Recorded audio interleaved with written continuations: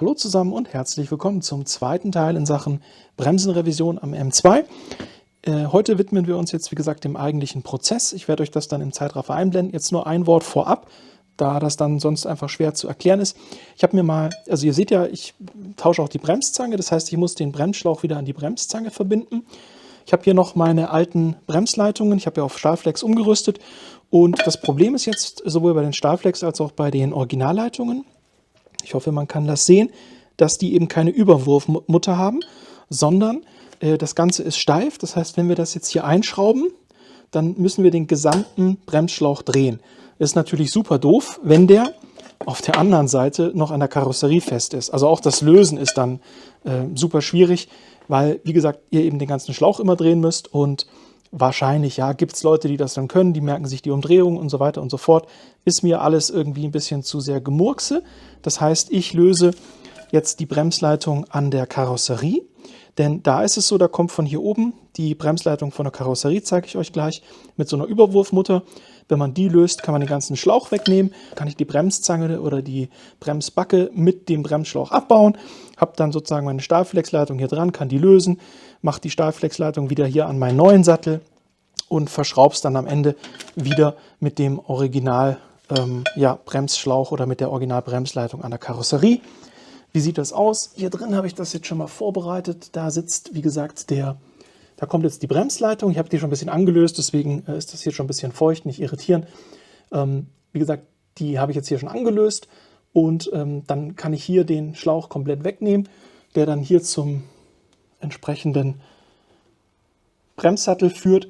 Dann werde ich das also den Bremssattel mit dem Schlauch ausbauen.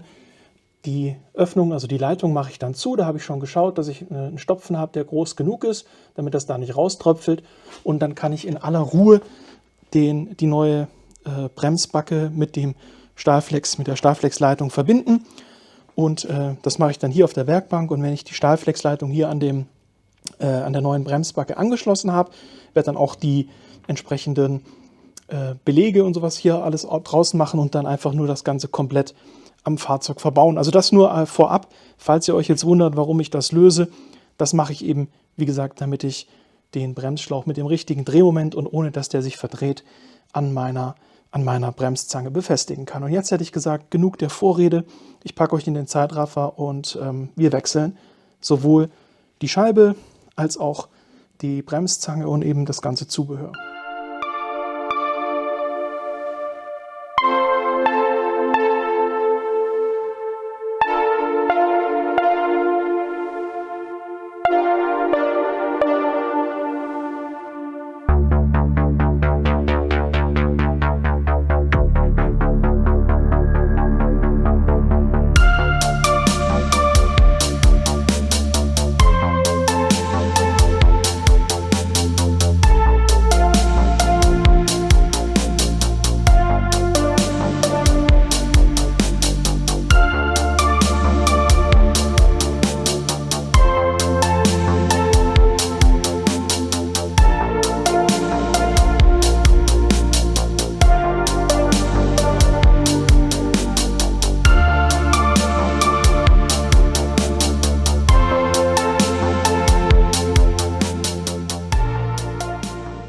So, jetzt habt ihr gesehen, wie ich das gelöst habe. Wie gesagt, ist halt nervig, weil da jetzt natürlich ohne Ende Bremsflüssigkeit rauskommt. Das mit meinem Stopfen hat auch nur semi funktioniert.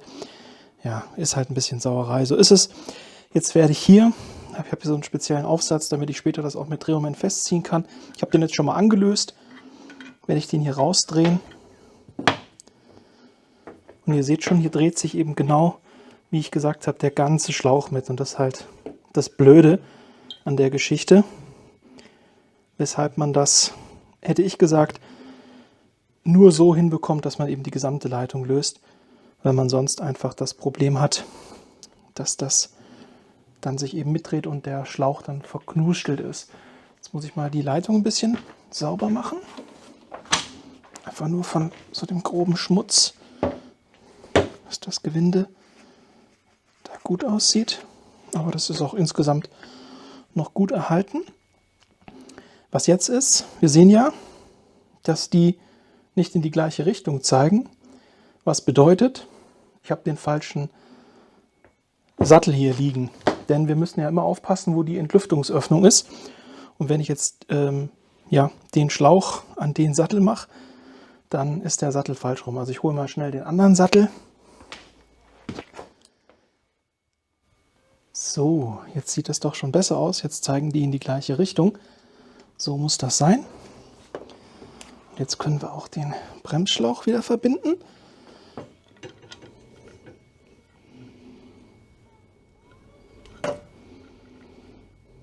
Jetzt ist natürlich die Kamera ein bisschen im Weg. Moment. So, jetzt habe ich hoffentlich genug Platz mit Kamera, den hier drauf zu drehen. Ja, so ein bisschen wie beim alten Traktor, was man hier kurbeln muss. So, jetzt hole ich mal meinen kleinen Drehmomentschlüssel. Hier kommen jetzt 24 Newtonmeter laut BMW-Anleitung drauf.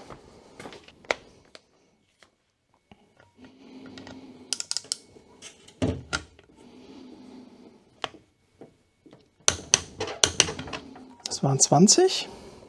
Ich mache da immer so ein bisschen schrittweise.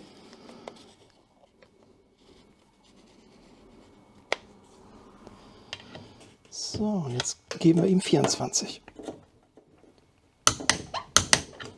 24 Newtonmeter. Das passt.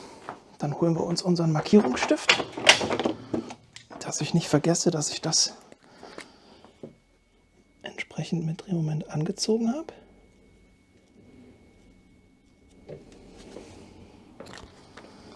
Damit hätten wir jetzt mal den Bremsschlauch von dem einen Bremssattel umgebaut.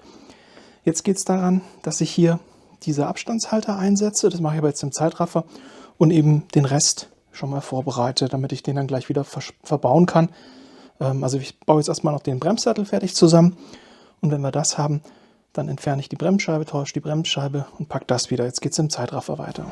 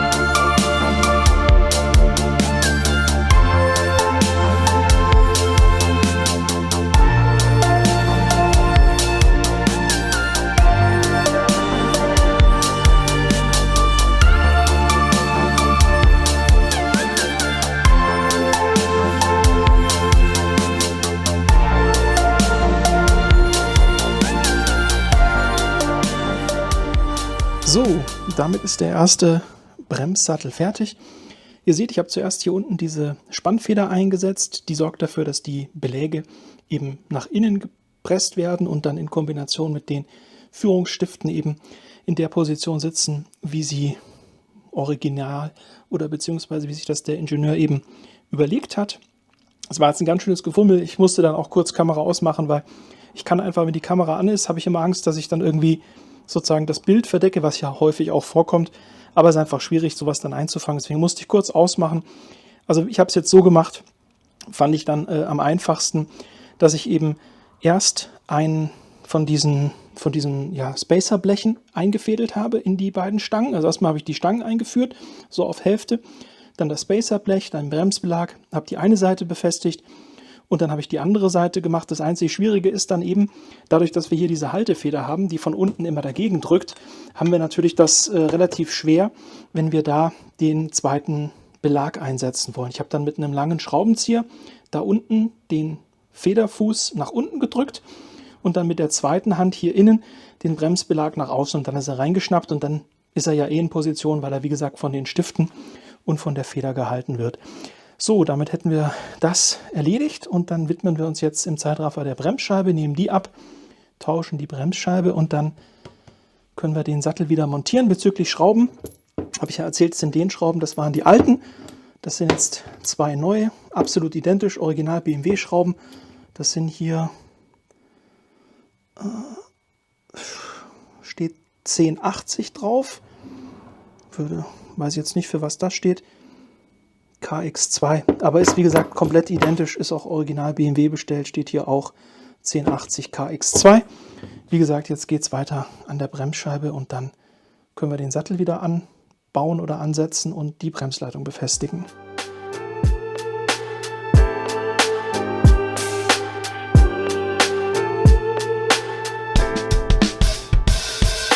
Writing in the margins of my mind all day, sipping herbal in the morning just to feel okay. Had a dream I was water just flowing through space, till I landed on the record that my grandma would play. Talk sweet like jazz in the park after rain. What the grass smell green and the air feels sane. Put the phone on mute, let the silence explain. I don't need much, just a book in the brain.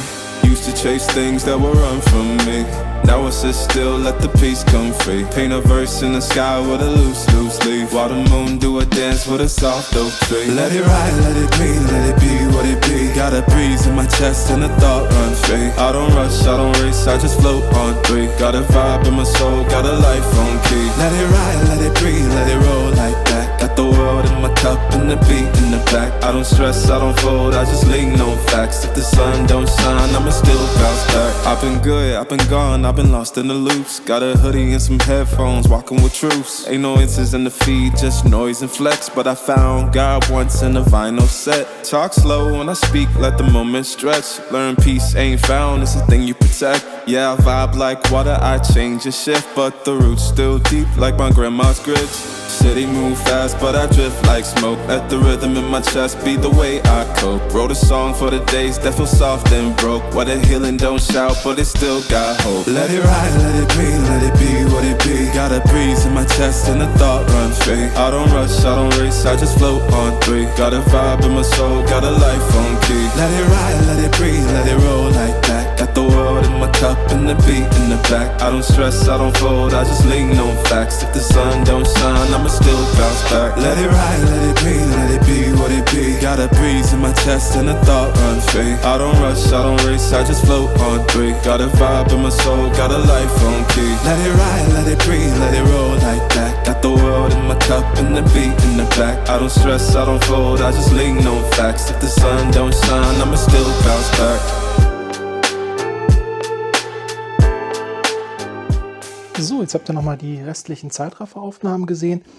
Jetzt bin ich eigentlich mehr oder weniger durch. Ich muss noch den Bremssattel mit dem richtigen Drehmoment, also die beiden neuen Schrauben festziehen und dann auch mit Schraubensicherungslack markieren. Die beiden Schrauben am Bremssattel bekommen 110 Newtonmeter. Diese beiden kleinen Schrauben, die hier die Bremsscheibe an der Radnabe halten oder, sage ich mal, fixieren, halten tun die ja nicht. Nachher halten ja die Radbolzen das Ganze zusammen. Das ist ja nur eine Montagehilfe mit den kleinen Schrauben. Die bekommen 11 Newtonmeter. Und hier oben die Bremsleitung, ich habe da jetzt auch Schraubensicherungslack drauf gemacht, die bekommt 17 Newtonmeter. Das heißt, wir haben also, wie gesagt, die kleinen Schrauben 11 Newtonmeter, auf jeden Fall erneuern, habe ich auch neu gemacht. Die Überwurfmutter hier oben 17 Newtonmeter. Dann der Schlauch, also der Bremsschlauch an die Bremszange, das waren, ich glaube, es waren 24 Newtonmeter. Ich habe es aber auch eingeblendet. Ja, und damit ist jetzt der Wechsel, wie gesagt, abgeschlossen. Ich muss jetzt den Clip da hinten noch einstecken, damit der Bremsschlauch hier wieder fixiert ist. Aber ist ja keine große Sache, dieser kleine C-Clip. Und wie gesagt, mit 110 Newtonmeter muss ich aber den großen Drehmomentschlüssel holen. Da ist dann, es war ja jetzt auch, es tut mir leid, ich kann das immer schwierig filmen, weil einfach, ja, entweder sind meine Hände im Weg oder irgendwas vom Auto. Ist halt ein bisschen blöd an der Stelle. Aber ich denke, man konnte trotzdem relativ gut erkennen, es ist ja nicht so viel, ne? Also es sind diese 2 Schrauben am Bremssattel. Wie gesagt, wenn ihr den Bremssattel komplett tauscht, dann eben die Überwurfmutter oben an der starren Bremsleitung lösen. Wären dann sozusagen 3 Schrauben plus die 2 Schrauben noch an der Bremsscheibe. Das sind dann 5 Schrauben. Also 5 Schrauben, ein C-Clip. Ist halt ein bisschen gefummelt, gerade das Einsetzen der Belege. Also auch wenn ihr wenn ihr die Bremszange nicht ganz abbaut, das habe ich auch mal gemacht, nur die Belege wechseln, das ist halt auch super eklig wegen der Bremsleitung, ne? Weil die macht man dann normalerweise nicht weg. Ich muss jetzt ich muss die andere Seite ja noch in Stillarbeit machen und ich muss dann auch nochmal entlüften, Bremsflüssigkeit tauschen. Also insofern ist das jetzt nicht schlimm, dass da bei mir was rausgelaufen ist. Ich habe da hier im Behälter gesammelt und werde dann das ganze System noch entlüften, wenn ich, wie gesagt, die Fahrerseite auch noch gemacht habe. Aber das waren jetzt so die Schritte, um eben hier die Bremse am M2 zu wechseln. Und jetzt hätte ich gesagt, gucken wir uns nochmal den alten Sattel an, denn den können wir jetzt ein bisschen besser anschauen, jetzt wo er ausgebaut ist. So, jetzt habe ich da nochmal den alten Sattel liegen. Also jetzt als Info für den Fall, dass ihr euch fragt, ja, wie kriege ich denn dann diese Splinte, wenn ich jetzt nur die Beläge wechseln möchte, wie kriege ich die denn aus dem Bremssattel raus? Die gehen ja hier einmal komplett durch, werden einmal durchgeschlagen und dann könnt ihr euch so einen Splintentreiber nehmen und einen kleinen Hammer und dann setzt ihr da eben entsprechend an und treibt den Splint nach hinten raus.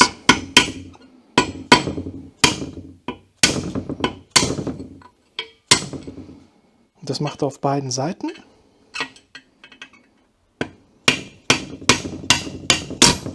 Und dann hört ihr schon, ist es ähnlich wie beim Zusammenbauen, dann zerbröselt der ganze Keks schon. Jetzt hat sich das natürlich auch wieder so ein bisschen verkeilt. Ja, wir kennen das ja vom Zusammenbauen. Das ist immer richtig schön. Ja, jetzt mache ich mir alle Finger schmutzig. Dann kann ich gleich gar nicht mehr ordentlich was zeigen. Ja, also ich denke, ihr habt das Prinzip verstanden. Da muss man eben dann, wie gesagt, diese Splinte rausklopfen. Wenn ihr die wiederverwenden wollt, das könnt ihr natürlich machen. Also ihr müsst diese Splinte nicht zwangsläufig wechseln. Ihr könnt sie auch nur reinigen. Wenn ihr sie rausnehmt, macht ihr sie mit einem feinen Schmirgelpapier ordentlich sauber. Dann ist das auch okay. Ich habe sie jetzt eben, weil ich ja den neuen Sattel habe, da will ich jetzt nicht die alten Dinger wieder verwenden. Deswegen habe ich die halt auch neu gekauft, beziehungsweise waren die bei dem Set mit dabei. Hier ist, wie gesagt, diese Feder.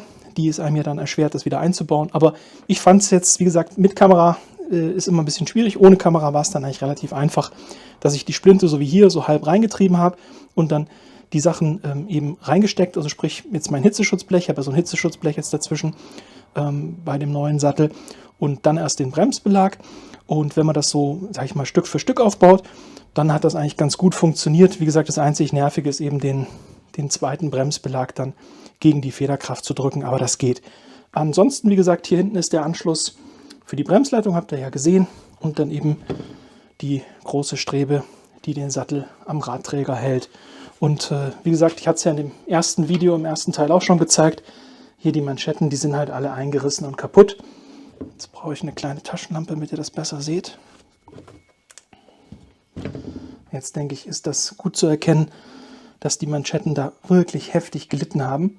Ich versuche ein bisschen reinzuzoomen in der Videobearbeitung. Also ja, deswegen, jetzt habe ich alle Zeit der Welt, den Sattel hier wieder schön aufzubereiten. Ich habe ja entsprechend alles neu bestellt. Ich werde dann die Ventil oder beziehungsweise halt die Anschlüsse werde ich hier neu machen. Die habe ich neu bestellt. Ich werde natürlich die Gummis tauschen und je nachdem, wie die Kolben aussehen, werde ich vielleicht auch die Kolben wechseln. Muss ich dann mal gucken, wenn ich ihn auseinanderbaue. Weiß ich aber noch nicht, wann ich dazu komme. Wie gesagt, jetzt muss ich ja in Stillarbeit erstmal noch die andere Seite machen und den Bremssattel noch final mit 110 Newtonmeter an den beiden Schrauben hier festziehen. Falls ihr euch dann eben fragt, also das ist eine E16-Nuss, die passt da perfekt. Ja? Und damit könnt ihr diese großen Schrauben, die den Bremssattel am Radträger halten, eben lösen. Wie gesagt, die müsst ihr neu machen oder laut BMW muss man die neu machen. Wie gesagt, ich habe sie neu gekauft, deswegen habe ich auch nochmal 2 für die andere Seite. Genauso wie das ganze andere Kleinzeug, aber das habt ihr ja gesehen. So, insofern war es das. Jetzt habt ihr den ersten Teil gehabt, wo ich die Bremsscheibendicke gemessen habe und alles so ein bisschen erklärt und vorbereitet. Und jetzt im zweiten Teil, wo wir uns eben dem Austausch gewidmet haben. Wie gesagt, wenn ihr den Sattel abbaut, ich würde es immer so machen, die Bremsleitung sowohl an der Karosserie zu lösen und nachdem ich sie an der Karosserie gelöst habe, dann hier zu lösen. Wie gesagt, weil sonst das Ganze sich verdreht und eine verdrehte Bremsleitung ist nichts, was man haben will am Auto. Insofern, ich hoffe, es war was Hilfreiches für euch dabei. Ich wünsche euch einen wunderschönen Sonntag und würde mich freuen, wenn ihr im nächsten Video auch mit dabei seid. Bis dahin euch eine gute Zeit und ciao.